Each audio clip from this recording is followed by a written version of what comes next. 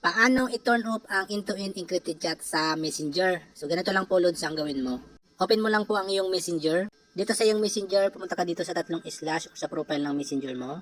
And then, i-click mo naman itong setting gear. Dito sa setting ng iyong Messenger, scroll up mo lang.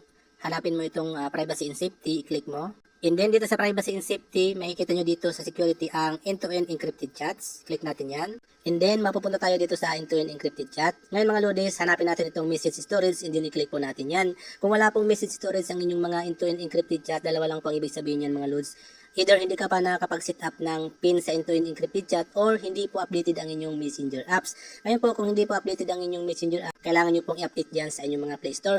Kung wala naman pong update, ang gawin nyo po, i-clear data nyo po or pwede nyo pong i-uninstall and then i-install nyo ang inyong mga messenger apps. And then magkakaroon na po yan mga loads ng create pin. And then pag nag-create na po kayo ng pin, magkakaroon na yan ng message storage na kailangan po natin i-click yan.